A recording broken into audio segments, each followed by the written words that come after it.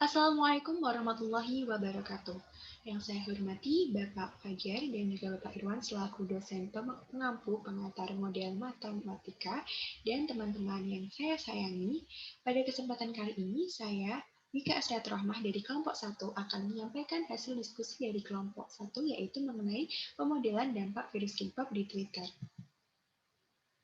dengan anggota kelompok 1 yaitu Albert Alvina Goniati, Iko Mangsadu, Kadek Yuki Rashidiana, dan saya sendiri Wika Asriat Rahmat. Hal yang akan kami bahas pada pemodelan virus K-pop di Twitter terdiri dari latar belakang, tujuan, asumsi-asumsi, parameter dan variabel, model yang disusun, hasil survei dan sintaks, serta interpretasi dan yang terakhir tentunya kesimpulan. Nah, latar belakang dari pemodelan kami adalah dewasa ini tren musik pop asal Korea Selatan atau yang sering kita sebut sebagai K-pop mulai berkembang dengan pesat. Nah, penyebaran K-pop tersebut tidak lepas dari perkembangan teknologi informasi yaitu media sosial, salah satunya adalah Twitter. Nah, di Twitter ini biasanya baik pihak agensi dari girl band dan boy band maupun member dari girl band dan boy band sering membagikan informasi terkait grup mereka. Hal tersebut membuat para fans dari grup K-pop lebih sering membagikan aktivitas yang berkaitan dengan K-pop di akun Twitter mereka atau hanya sekedar menyukai atau like atau mengomentari tweet dari idola mereka. Nah, sehingga tidak jarang pengguna Twitter yang sebelumnya tidak mengetahui K-pop, tidak mengenal K-pop, menjadi tertarik atau bahkan bisa menjadi fans K-pop. Namun, tidak jarang juga pengguna Twitter yang lain itu merasa terganggu atau merasa tidak suka dengan postingan para followers K-pop atau pengguna Twitter tersebut sering kita sebut sebagai haters K-pop. Nah, tujuan pemodelan kami ada 3. Yang pertama, mengamati popularitas K-pop di Twitter. Yang kedua, mengamati penyebaran K-pop di Twitter. Dan yang ketiga, mengamati jumlah populasi manusia yang menyukai K-pop, benci K-pop, fanatik K-pop, dan yang tidak masuk ke ketiganya. Nah, asumsi-asumsi yang kami gunakan ada 12. Yang pertama, semua individu memiliki akun Twitter. Setiap individu hanya bisa termasuk salah satu dari populasi U, S, K, dan F serta H. Nah, di sini S adalah individu bukan K yang melakukan like pada suatu tweet K-pop dalam 3 bulan terakhir. K adalah individu yang melakukan atau retweet atau komen atau post dalam 3 bulan terakhir. F adalah individu yang memiliki akun fanbase atau menonton konser secara langsung atau mengakui fanatik lewat Google Form atau memiliki official merchandise idolnya. Dan H adalah individu yang mengaku haters pada Google Form. U adalah individu yang bukan S, K, F, atau H. Nah, populasi dari S, K, F, D, H, serta U tadi kami peroleh melalui Google Form yang kami sebar dan mendapat sekitar 130 responden. Nah, asumsi ke-8, jika pengguna Twitter adalah fanatik K-popers, maka selamanya adalah fanatik kecuali akun Twitternya dihapus. Yang ke-9, jika pengguna adalah haters K-pop, maka selamanya adalah haters kecuali akun Twitternya dihapus. Yang ke-10, grup idol itu tetap eksis atau tetap ada. Dan yang ke-11, populasi K-popers terdiri dari semua fandom. Di sini fandom berbeda atau multi fandom itu dianggap sama. Dan yang ke-12 adalah waktu kontinu. Parameter yang kami gunakan ada 16 parameter, nanti akan saya jelaskan di penyusunan model. Selanjutnya, variabel yang kami gunakan itu ada 5, ada U, pengguna Twitter normal, S, susceptible atau pengguna Twitter yang rentan terhadap K-pop, K, K-pop infected atau yang sudah terkena virus K-pop, F, fanatic K-popers, dan H adalah haters K-pop. Nah, berikut merupakan model yang kami susun. Di sini ada 5 variabel, ada U, S, K, F, dan H, di mana ada parameter juga. B merupakan parameter berupa tingkat pertumbuhan pengguna Twitter, dan lambda merupakan laju perpindahan dari S ke U. Kemudian, maksud saya alpha merupakan laju perpindahan dari S ke U, lambda merupakan laju perpindahan dari U ke S, kemudian terdapat beta, laju perpindahan dari K ke S, sigma, laju perpindahan dari S ke K, dan juga terdapat C, laju perpindahan dari U ke K, rho, laju perpindahan dari K ke U, gamma, laju perpindahan dari K ke F, kemudian terdapat do, laju perpindahan dari U ke F, kemudian terdapat pula omega, laju perpindahan dari S ke F, mu, laju perpindahan dari U ke H, dan terdapat pengurangan individu pada U atau yang disebut dengan parameter D1, dan D2 tingkat pengurangan individu S, D3 tingkat pengurangan individu K, D4 tingkat pengurangan individu F, dan D5 tingkat pengurangan individu H. Nah, bagian model kami seperti ini, dan kemudian model yang kami susun seperti ini. Kami memperoleh DU per DT atau laju pertumbuhan pertumbuhan populasi U terhadap waktu itu adalah B plus lambda S plus rho K dikalikan U dikurangi dengan lambda S tambah si K plus D1 tambah mu H ditambahkan dengan do F dikalikan dengan U. Nah, kemudian kami peroleh pula ds per dt, dk per dt, df per dt, dh per dt sebagai berikut. Nah, selanjutnya, dari survei yang kami lakukan terhadap 133 responden yang kami gunakan dengan menyebar di form tadi, kami memperoleh bahwa populasi masing-masing subpopulasi, yaitu subpopulasi U, S, K, F, dan H sebagai berikut. Dan populasi ini kami dapatkan untuk populasi 6 bulan lalu, 3 bulan lalu, dan juga sekarang. Nah, kami juga memperoleh perubahan variabel yang terjadi selama 6 bulan terakhir. Di sini terdapat perubahan variabel dari S ke U, hingga perubahan variabel dari U ke H, dan U yang masuk, serta U keluar, S yang keluar, hingga H yang keluar. Nah, perubahan variabel yang terjadi ini kami ambil datanya, data perubahan variabel dari 6 bulan yang lalu ke 3 bulan yang lalu, serta 3 bulan yang lalu ke sekarang. Dari hasil tadi, dari data yang kami peroleh melalui Google Form tadi, kami dapat mengetahui parameter dari tiap-tiap perubahan individu dalam setiap populasi gitu. Nah, di sini kami mendapatkan parameter pada 6 bulan perubahan 6 bulan lalu ke 3 bulan yang lalu. Jadi ini perpindahan populasi. Misalkan alpha di sini merupakan perpindahan populasi dari populasi S ke U, seperti itu perpindahan. Jadi individu dari S ke itu berpindah dari U, kami notasikan sebagai alfa. Nah, di sini kami peroleh parameternya. Nilai parameter ini ada parameter dari 6 bulan lalu ke 3 bulan yang lalu, dan parameter dari 3 bulan yang lalu ke sekarang. Nah, kemudian kami ambil rata-ratanya.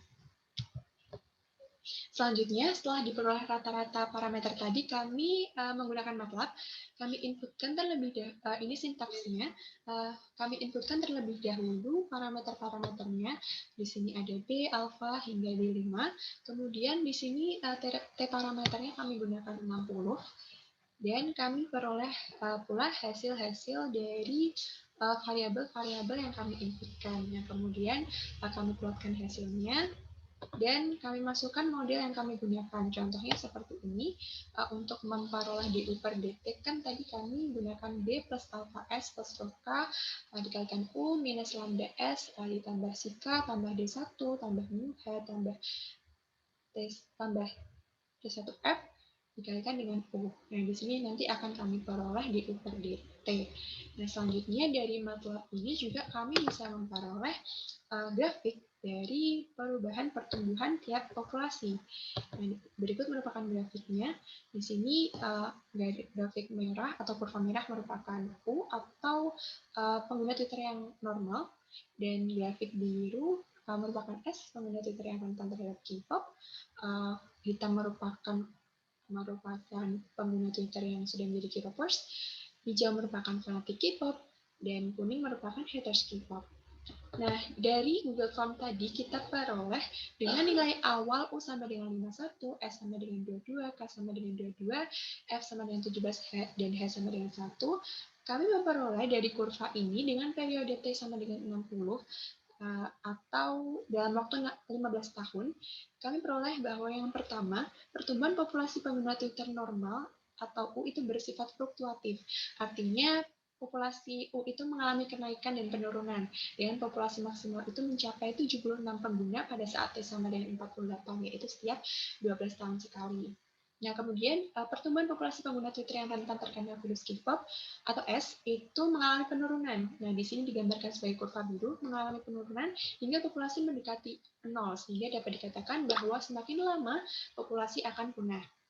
Selanjutnya, pertumbuhan populasi pengguna Twitter yang terkena virus K-pop atau K itu akan mengalami penurunan. Nah, di sini digambarkan sebagai kurva berwarna hitam. Dapat kita lihat bahwa kurvanya terus turun hingga mendekati 0, mulai mendekati 0 hingga mencapai nilai 0 itu pada waktu T sama dengan kurang lebih 4 atau sekitar 1 tahun. Yang artinya populasi K itu akan punah dalam kurun waktu sekitar 1 tahun. Nah, yang keempat, pertumbuhan populasi pengguna Twitter yang fanatik terhadap K-pop atau F itu bersifat fluktuatif, sehingga pertumbuhan populasi F mengalami kenaikan dan penurunan dengan populasi maksimal mencapai 82 pengguna pada saat T sama dengan 52 atau sekitar 13 tahun.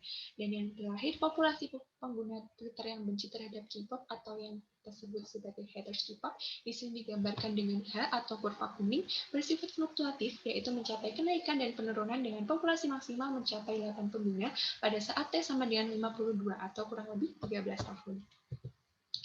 Yang berikut merupakan grafik untuk T yang cukup besar. Jadi untuk waktu yang cukup besar dapat kita lihat ini misalkan untuk T sama dengan 4.900 ya, atau sekitar 1.225 tahun sampai dengan T sama dengan 5.000 atau sekitar 1.250 tahun.